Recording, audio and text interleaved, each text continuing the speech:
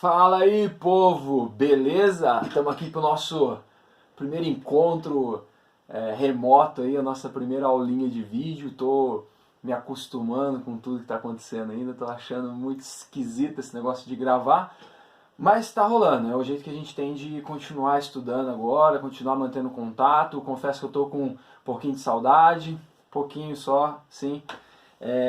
Mas logo tudo volta ao normal. Espero que vocês estejam se cuidando. A gente vai sair dessa, vai estar tudo certo.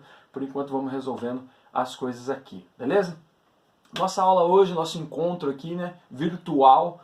Nosso encontro é para a gente fazer as aulas 10, 11 e 12, beleza? Pessoal, segundo ano, ó, o caderno 5, aula 10, aula 11 e aula 12, tá? A gente vai continuar falando de população. E especificamente hoje a gente vai falar de população brasileira. Tô tentando aqui adaptar uma lousa aqui, tô me virando com os aplicativos, com os rolês aí de internet, YouTube, essas coisas. Então, vocês já me desculpem antecipadamente aí se alguma coisa não ficar muito legal. Espero que o áudio esteja chegando bem. Tô gravando aqui na bagunça do escritório aqui em casa mesmo e vou ver se eu consigo melhorar um pouco o espaço aqui, mas é isso. Aí na semana que vem a gente vai vendo, vocês vão assistindo, vão trabalhando, eu vou trabalhando aqui, vocês vão trabalhando aí, vai tudo dar certo, tá? Fiquem tranquilos. E aí vocês vão me mandando mensagem, vão pedindo ajuda conforme vocês forem precisar. Combinados? Então, ó, aulas 10, 11, 12, a gente continua falando de população. Como nós tivemos um intervalinho aí, né, do nosso último encontro presencial até essa aula, eu acho que é prudente, né, embora a aula de hoje seja para a gente entender a população brasileira, eu tenho certeza, eu vou retomar um pouquinho para fazer uma revisãozinha ali daquelas teorias demográficas bem rapidamente. Dá uma olhada lá no livro-texto se tiver alguma dúvida, tá? Mas eu gostaria de lembrar algumas das teorias demográficas para ficar um pouco mais fácil da gente analisar o Brasil, para a gente poder pavimentar um caminho aí, tá certo? Então vamos pensar o seguinte, a primeira coisa que eu trabalhei com vocês em sala de aula, né, isso presencialmente, eu falei que há um certo tempo, desde a sociedade industrial, do século XVIII e XIX, do aumento, né, na urbanização como um fenômeno, eu falei que o crescimento populacional preocupa. E aí que você tem algumas teorias para tentar entender o tal do crescimento populacional, né? E aí eu falei para vocês nessa aula sobre a transição demográfica, né? Aqui tem 5 estágios, mas a gente foca nos 3 primeiros aqui, no quarto só, embora já esteja alguns lugares do mundo se preparando aí para o 5º estágio, né? Mas é mais ou menos o seguinte, você tem ali um primeiro momento, isso depende do lugar, então a gente vai olhar depois especificamente como é que funciona no Brasil, tá? Mas você tem um momento ali que há uma certa estabilidade entre taxa de natalidade e taxa de mortalidade, normalmente quando a população ainda é ruralizada, né? Você tem altas taxas de natalidade, altas taxas de mortalidade e há um certo equilíbrio. Nasce muita gente, morre muita gente, expectativa de vida não é muito alta, as pessoas têm muitos filhos, ok. No segundo momento, impulsionado principalmente pela industrialização e pela urbanização, a tendência é que a taxa de mortalidade comece a cair, porque as pessoas estão vivendo mais. A gente falou dos motivos disso na aula, não vou relembrar aqui, deixa para a hora que a gente for falar de Brasil. Mas as pessoas vêm morar na cidade e começam a viver mais por uma série de fatores. E aí a expectativa de vida aumenta. Só que ao mesmo tempo, as pessoas continuam tendo muitos filhos. A taxa de natalidade ou a taxa de fecundidade, né, o número de filhos por mulheres, ainda é muito alta. Então aqui você tem um crescimento demográfico. Nasce muita gente aqui, olha essa linha aqui, ó. Isso aqui é o total da população que vai subindo. Então depois, numa terceira fase, você tem uma taxa de mortalidade caindo ainda, mas se estabilizando, e aí sim a taxa de natalidade começa a cair, por conta dessa sociedade mais urbanizada, tem alguns fatores também, a gente já trabalhou isso em aula, faz com que a taxa de natalidade também caia. E aí aqui na quarta fase, aqui você desacelera o crescimento, né? Aqui ele é muito alto. Aqui você desacelera o crescimento, ó, e aí numa quarta fase você entraria de novo numa estabilidade, né? Com as taxas de mortalidade e natalidade, isso tenderia a se estabilizar. Quando um país passa por isso, a gente fala que ele está completando então a sua transição demográfica. Só a título de curiosidade, lá na frente, essa galera que nasceu aqui não é imortal, um dia eles vão embora. Então lá na frente pode acontecer das taxas de natalidade começarem a aumentar, ou os países começarem a incentivar que as pessoas possam ter mais filhos, algumas políticas podem influenciar isso, e aí você pode ter uma mudança. Então uma quinta fase aí seria um ponto de interrogação, cada país, cada realidade produziria uma quinta fase diferente, tá? Esse modelo explicativo aqui do crescimento da população, a gente chama de transição demográfica. Então eu estou retomando porque a gente vai usar esse raciocínio hoje na aula de Brasil. Aí eu vou dizer para vocês especificamente quando que aconteceu cada uma dessas fases no Brasil, aonde que a gente está e quais são as implicações disso, tá? Então, ó, nós estamos ainda na revisão, ok? Agora, algumas teorias demográficas, né? As 4 principais teorias aqui. Da galera que tentou entender e colocar algumas ideias em práticas, eu coloquei para vocês na aula, isso em sala de aula, 4 teorias. Então eu vou retomar rapidamente. A preocupação das 4 teorias aqui é a mesma, é o crescimento demográfico. Estão entendendo, tentando entender o crescimento demográfico e, de certa forma, tentando controlá-lo. Só que eles têm medidas diferentes para isso. O Malthus, Robert Thomas Malthus, lá no século XIX, vai desenvolver a teoria malthusiana. A ideia dele é mais ou menos assim, só resumida, tá? O crescimento da população não é acompanhado pelo crescimento da nossa capacidade de produção de alimentos. Então ele acha que a população vai crescer numa progressão geométrica, né, ela vai dobrando a cada 25 anos, e os alimentos ou os recursos, né, não têm a mesma progressão, seria num ritmo aritmético. Então ele acha que no momento vai dar um descompasso, isso vai dar um caos e o crescimento então seria ruim. E aí ele propõe algumas medidas para controlar o crescimento da população. Que o Estado deveria ter uma responsabilidade nisso, que as pessoas deveriam fazer menos sexo, que os casamentos deveriam acontecer mais tarde, né? E aí ele propõe, ele acha que a pobreza faz parte, né? Não tem comida para todo mundo, então uma parte vai morrer, enfim, só retomando. Ou seja, não tem comida para todo mundo, esse é o problema do crescimento populacional, por isso devemos controlar esse crescimento. No século XX, principalmente após a Segunda Guerra Mundial, a gente tem um fenômeno assim, os países mais pobres, que hoje a gente chama de países subdesenvolvidos, eles têm um crescimento populacional muito grande, porque é a fase que eles estão se industrializando, né? A urbanização está acontecendo nesse momento, então explode a população, o Brasil está nesse contexto. Então alguns vão dizer que a culpa do crescimento populacional está localizada nos países mais pobres. E eles acham que isso é ruim porque, esses teóricos, né? Porque isso seria ruim especialmente para a economia. Então meio que justifica, sabe? O país é pobre porque a população está crescendo num ritmo descontrolado, num ritmo muito acelerado, e isso acaba meio que explicando a pobreza deles. Então a culpa é deles, né? Então, ou seja, o crescimento da população num determinado país acelerado, ele atrapalharia o desenvolvimento econômico, porque aí o governo tem que se limitar e gastar em setores não muito produtivos para a economia, né? Então a culpa seria dos países pobres. Aí veio uma galera, mais ou menos na mesma época, um pouquinho depois, a teoria reformista, ou conhecida como teoria marxista, que vai dizer o seguinte, não, o problema é o seguinte, vamos inverter essa lógica, né?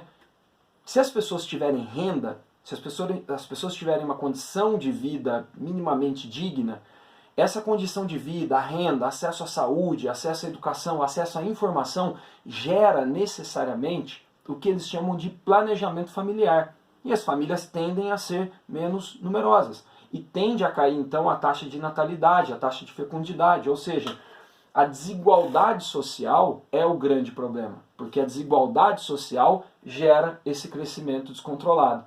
Para esses reformistas ou marxistas, a ideia é atacar então a desigualdade social, e atacando a desigualdade social, você tem uma população mais informada que consegue se planejar melhor e ter um controle populacional já pela sua condição social e econômica. Tá? Essa seria a teoria reformista.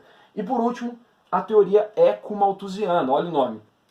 Eles estão preocupados sim com esse descompasso, né, entre comida, recurso, planeta e gente, e pessoas. Então eles acreditam que é preciso ter um desenvolvimento sustentável, ou seja, resumindo assim, o planeta não aguenta. esse crescimento populacional e essa quantidade de pessoas. Então você tem também propostas, né, de um consumo consciente ou de um desenvolvimento sustentável, entendendo que o crescimento populacional é ruim para a questão ambiental ou é um dos grandes problemas da questão ambiental. Lógico que eles estão considerando o crescimento populacional e o padrão de consumo das pessoas, que consomem muito, e isso não gera um desenvolvimento sustentável. Só uma coisa que eu esqueci de dizer bem rapidamente aqui, que é importante: essa galera aqui dos neomalthusianos, ó, se você estiver anotando aí, Ana Júlia, pare de ficar anotando tudo que eu falo, presta atenção aqui. Aqui você pode anotar. Os neomalthusianos, alguns países, né, nós temos um exemplo muito claro na China, vocês vão lembrar dessa aula, adotam políticas de controle de natalidade. A política do filho único, a distribuição de métodos contraceptivos, então uma série de medidas para tentar controlar o crescimento da população. Acho que é importante falar isso porque de vez em quando aparece aí nos vestibulares, tá bom? Ana Júlia, agora para de escrever de novo, tá? Ô Davi, por favor, ou Grulli, segura a onda aí, tá? Obrigado. O Henrique, para de me provocar. Só para não perder o costume, porque eu não estou vendo vocês aí. Beleza, então aqui tem um resuminho dessas 4 teorias, leiam lá o livro-texto, a gente vai usá-las, né, no decorrer dessas próximas aulas. Agora sim, nós podemos começar a falar do tal da população brasileira e entender isso. Eu vou tentar, já vi aqui que não vai dar, eu ia tentar fazer um vídeo só de aproximadamente 30 minutos. As pesquisas mostram aí que vocês têm a geração de vocês tem uma capacidade de concentração de poucos minutos. 30 é muito. Teria que ser 7 ou 3. Mas a gente está tendo aula à distância, então tem que ser mais. O que eu vou tentar fazer é o seguinte, eu vou ver se eu divido então esse vídeo em 2 partes, de uns 20 minutos mais ou menos, para a gente concluir esse conteúdo e depois eu deixar a atividade aí para vocês, tá? Falando da população brasileira então, o que nós vamos fazer? Nós vamos tentar entender a população brasileira com os conceitos que nós já trabalhamos, população absoluta, população relativa, né, a tal da densidade demográfica, tão falada agora, é muito importante entender isso. E nós vamos falar sobre o histórico de ocupação do Brasil, quais são o tipo de cidade que mais cresce atualmente, e aí a gente vai olhar aquela transição demográfica brasileira, como é que funcionou as 3 fases, né, e quais são as tendências, né. As tendências do Brasil, já adianto para vocês que é uma queda na taxa de fecundidade e um aumento na expectativa de vida. Resumindo, nós vamos entender como nós ocupamos nosso território, como nós chegamos em 211 milhões de pessoas e como a gente está envelhecendo. O Brasil está se tornando uma população envelhecida. Nesses tempos agora de crise, de corona e tal, isso dá um pouquinho de medo. Então a gente vai tentar entender esses números para a gente ficar ninja, ficar esperto, ficar ligado no rolê. Ok? Eu vou indicar para vocês, ó, vocês estão aí se preparando para o vestibular, para a vida e tal. Pega por costume, salva o site do IBGE aí no seu navegador e de vez em quando entra lá.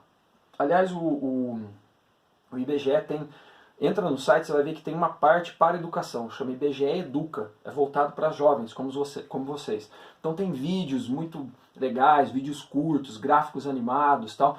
Eu deixei aqui só a cara do site, né, para você entrar. Cara, entra no site do IBGE e é fantástico. De vez em quando entra lá, quando você tiver que fazer um texto, tá fazendo uma redação, quer procurar os dados corretos e tal. Mano, não pega no grupo da família, não pega nesses lugares que vocês estão bebendo essa água podre, não. Fonte boa, IBGE, censo, ok? Nosso primeiro censo, 1872. Vai lá, tá tudo registrado. Há muito tempo, tem todos os gráficos ali. Então salva o site do IBGE, aproveita bastante, dá uma navegada, você vai ficar ninja, você vai ficar anos-luz na frente da galera aí que está vivendo na escuridão, beleza? Só para não perder o costume. Vamos lá, o cadeiro tá fazendo barulho aqui, logo eu caio aqui. Uma das coisas legais aqui, se você entrar no site do IBGE, você tem um relógio da população ali do Brasil, ó. Já contabilizamos aí, atualizado na hora que eu peguei, no dia 25, né? Hoje? Acho que é. Dia 25, 5h30 da tarde.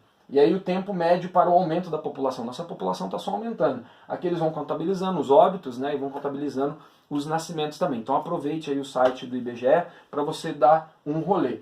Esse número aqui mostra, nós já vimos esse conceito, né? Agora, todos os conceitos que nós vimos, moçada, nós vamos aplicar ao Brasil. Isso é a nossa população absoluta. Isso faz da gente um país populoso. Normalmente a gente pega aí acima de, sei lá, 100 milhões de habitantes, né? Não é uma regra muito rígida, mas acima de 100 milhões de habitantes a gente pode considerar um país populoso. E o Brasil, portanto, é um país populoso, um dos mais populosos do mundo, inclusive, né? Só que tem um outro conceito que a gente precisa entender, que é o conceito de densidade demográfica, ou de população relativa. Isso é o número de habitantes por quilômetro quadrado. Então você pega a área do país, né, divide pela população, e aí vai dar, ou você divide a população pela área, né, vai dar um número de habitantes por quilômetro quadrado no seu país. Aí nós temos números fantásticos. O Brasil tem 25, quase 25 habitantes por quilômetro quadrado. Você acha que é muito ou pouco? A gente falou disso um dia na aula, né? A China, 360, se eu não me engano, ou é a Índia que tem 354, uma coisa assim. E aí você tem Bangladesh com 1054, tem Mônaco com 18 mil. Então eu falei para vocês que a densidade demográfica não necessariamente tem a ver diretamente com a questão do desenvolvimento, mas dá para a gente pensar em algumas coisas sobre isso, tá? O Brasil, então, ele não pode ser considerado, nesse conceito da densidade demográfica, um país povoado. Nós temos vários lugares de vazios demográficos, do centro-oeste, principalmente, no norte, né? Então a nossa população está mais concentrada aqui no litoral. Isso tem a ver com o nosso histórico de colonização, a gente vai falar disso logo aqui na sequência, tá? Uma coisa que eu queria chamar a atenção de vocês, deixa eu só mostrar um negócio aqui. Especialmente nos dias de hoje, né? Eu estou gravando esse vídeo agora no meio da crise aí do negócio do corona. E, cara, essa semana eu vi um monte de absurdo. Aí eu falei, a aula de geografia ela tem que servir para isso, né? Então que bom que nós estamos aqui, que bom que vocês estão assistindo essa aula, porque a gente pode esclarecer algumas coisas. Eu vi algumas pessoas, eu vou tentar evitar adjetivos e tal aqui, ou fulanizar as coisas, tá? Mas pessoas assim, mandando mensagem e tal, compartilhando coisas de, não, os argumentos são assim, né? Na Itália está acontecendo esse caos porque a Itália, aí cai no conceito da geografia, e eu preciso falar disso, porque a Itália tem uma densidade demográfica, eu até anotei aqui, de 201 habitantes por quilômetro quadrado. Então é uma densidade demográfica muito maior que a do Brasil, que é de 24. Olha que perigo isso. Por quê? Porque é uma falácia, ela carrega um dado que é verdadeiro, mas não justifica o restante do raciocínio. Então, é verdade que a Itália tem uma densidade demográfica maior que a do Brasil? Sim. Só que isso é uma média. Se a gente pegar a densidade demográfica por região, vai dar muita diferença. Vocês estão vendo aí que na crise agora, a região mais atingida é o Sudeste, especificamente São Paulo. A maior parte dos casos, a maior população, o maior número de mortes e tal. São Paulo tem uma densidade demográfica no estado de 177 pessoas. Ah, César, mas ainda assim é menor que da Itália. Sim, mas a cidade de São Paulo tem uma densidade demográfica de 8 mil pessoas por quilômetro quadrado. O Brasil, presta atenção, o Brasil, 25 pessoas por quilômetro quadrado, em média. São Paulo, 8 mil, em média. Roma não tem 2 mil por quilômetro quadrado, em média. A densidade de São Paulo é muito maior. Gente, isso sem você falar, por exemplo, de Paraisópolis, que aí tem... Olha aqui a densidade demográfica de São Paulo, ó. Principalmente nos bairros mais afastados, os bairros mais pobres, vamos dizer assim, a densidade demográfica tende a ser maior. Olha isso aqui é Paraisópolis.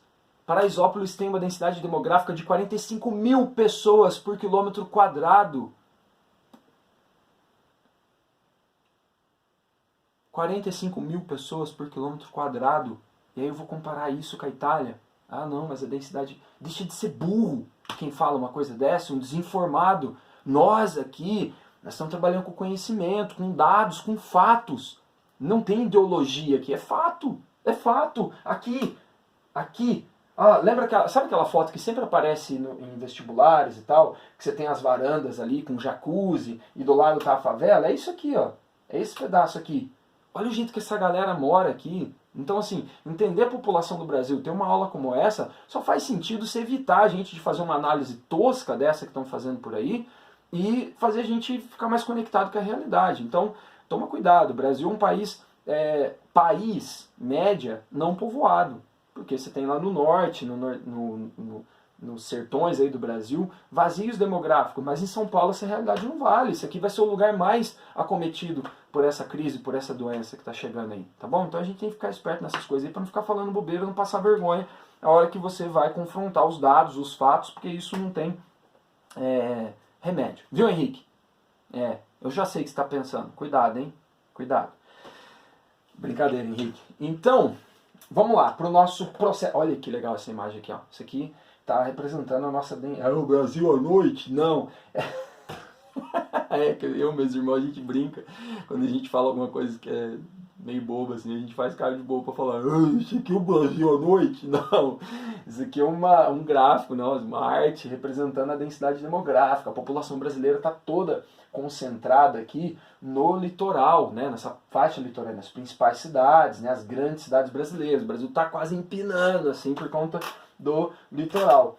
Então vamos falar um pouco desse histórico dessa ocupação. Não vou entrar aqui na história, né, mas vocês vão lembrando aí das aulas de história do Lucas aí para ir conectando os conteúdos.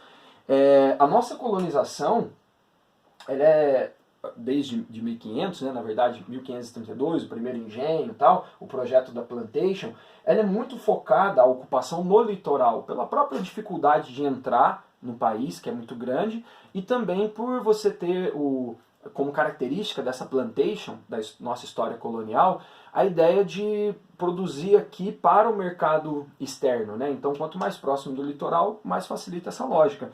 O resultado disso é que nós temos seguido ciclos econômicos que estão focados no litoral. Então as grandes cidades, os grandes centros de desenvolvimento aí vão acontecendo no litoral. Quando a gente fala do crescimento da população, sobre esse histórico de ocupação do Brasil, a gente lembra de alguns ciclos econômicos. Calma que eu vou chegar aqui nessa imagem. Mas tenta não colocar em caixinha, tipo assim, primeiro foi o pau-brasil, depois foi cana-de-açúcar, aí depois veio a mineração, aí depois veio o café, depois... Cara, a gente produz, tem pau-brasil até hoje aí, mas não está podendo tirar. Tem açúcar, nós somos um dos maiores produtores de açúcar até hoje. Tem mineração até hoje, tem café até hoje. Então, assim, não é que uma coisa substitui outra, mas você tem os momentos ali dos ciclos, né? Tem um momento, quando a gente está olhando a história da população brasileira, que o Brasil recebe um grande saldo migratório, que aí tem muito a ver com a nossa história, né? Dessa região aqui nossa, que é ali na segunda metade do século XIX. É um processo de substituição da mão de obra no café, nas lavouras de café. Isso daqui é uma foto de imigrantes europeus, italianos chegando no Brasil nessa época. Isso daqui também. A galera chegando no Porto de Santos. Parecia o mar Mediterrâneo, com aquele monte de refugiados chegando. Você, eu, uma galera aí, somos descendentes desses encontros aí, dessa galera que está vindo, encontrando com quem já estava aqui. E olha só a situação dessa turma aí. Isso aqui, ó, uma hospedaria em São Paulo. Os imigrantes em São Paulo esperando uma oportunidade de emprego para ir para as fazendas de café. Não, agora está fechado, mas não perca a oportunidade de visitar o Memorial da Imigração em São Paulo. Fica ali na Moca. Porque essa imigração ela tem dois momentos, né? Primeiro os fazendeiros começam a tentar trazer esses europeus para cá, tem claramente um projeto de embranquecimento da população, um medo medonho da população brasileira se tornar miscigenada ou negra, porque a escravidão está com seus dias contados ali, o processo abolicionista está acontecendo, a escravidão vai acabar, quem estava vivendo no Brasil no século XIX, segunda metade, sabe disso, só tem que negociar como que vai ser e quando. Mas assim, começa desde 1850 já um projeto dos fazendeiros começar a trazer europeus para o Brasil, principalmente italianos. E aí depois de 1870 o governo, né, principalmente aqui em São Paulo, né, começa a eu estou com medo de errar a palavra, mas essa imigração ela começa a ser subvencionada pelo governo. O governo ajuda patrocinando, né? Então a pessoa chega, aí recebe um banho, um talco lá para acabar com os piolhos, com as coisas que tem, e aí fica hospedado aqui, onde hoje é o Memorial da Imigração, né? Basicamente, vem de trem ali do litoral, ali você é registrado para ir para alguma fazenda, né? Vem o pessoal buscar a mão de obra em São Paulo, para ir substituindo a mão de obra negra, e é engraçado, e os negros vão para onde? Né? O que vai acontecer com essa galera? Onde eles vão trabalhar? Eles não vão virar de escravizados funcionário com carteira assinada no outro dia. É um rolê imenso, mas guarda isso aí. Essa galera aqui, então, tem um saldo migratório e uma composição interessante da população brasileira nesse momento. Então, estou só fazendo um parênteses aí, que nesse histórico de ocupação nossa, né, principalmente por conta do café ali no século XIX, você tem um grande movimento migratório para o Brasil. Só para vocês terem uma ideia, o que acontece, né, para a gente entender a população brasileira, vou indicar para vocês um livro de geografia do Brasil aqui, do professor Jurandir Ross, chama Geografia do Brasil. Sabe aqueles, tipo um resumão de geografia do Brasil com relevo, clima, vegetação, indústria, população, economia, ocupação, especificamente a história de São Paulo, tem um capítulo bom aqui. Aqui ele traz alguns dados da evolução, né, nesse processo de ocupação do território, como que a nossa população de rural se tornou uma população urbana. E aí olha só esses números aqui, ele diz assim, em 1940, a população rural brasileira era quase 70%, a urbana 30%. Em 1960, a população rural era 54%, 55%, e a urbana 45%. Em 1980, 30 para 70 praticamente, isso vai mudando. E olha só como é que nós estamos hoje aqui, com a nossa população urbana.